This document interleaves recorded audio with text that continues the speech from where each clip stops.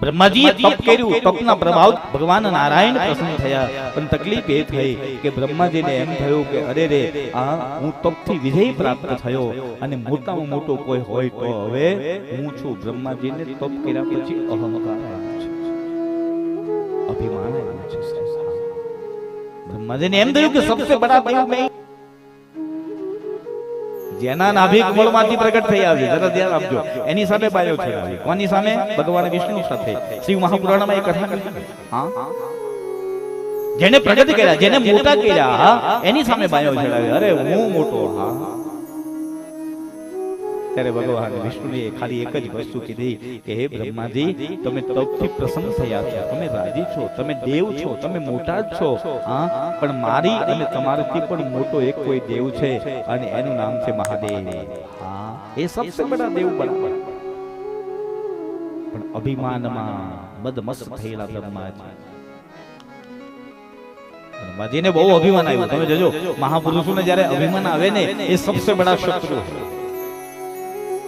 કોઈને પદનું અભિમાન, કોઈને પૈસાનું અભિમાન, કોઈને કાર્યનું અભિમાન, હા, કોઈને પોતાની નોકરી જોબનું અભિમાન, હા, કોઈને પોતાના વસ્ત્રનું અભિમાન, કોઈને રૂપનું અભિમાન. હા, એ જ અભિમાન આપણો શત્રુ બની જાય છે.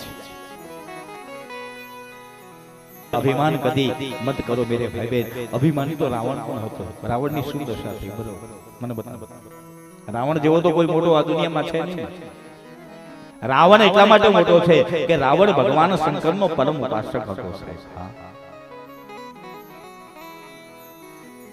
છતાં પણ એના અભિમાને એને ડૂબાડ્યો છે.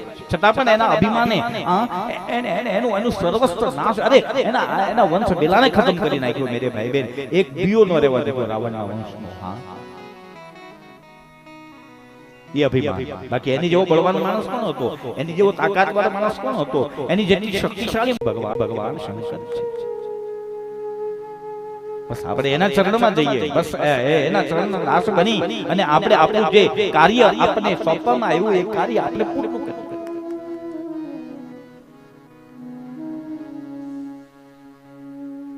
બ્રહ્માજીને અભિમાનમાં એટલા બધા મદમસ્ત બની ગયા, એને એમ થયું કે ભગવાન વિષ્ણુને આ વસ્તુ ગમતી નથી, એટલા માટે એને ત્રીજું નામ આપી દીધું. અને તકલીફ એ આવી કે બંનેની વચ્ચે યુદ્ધ થયું છે.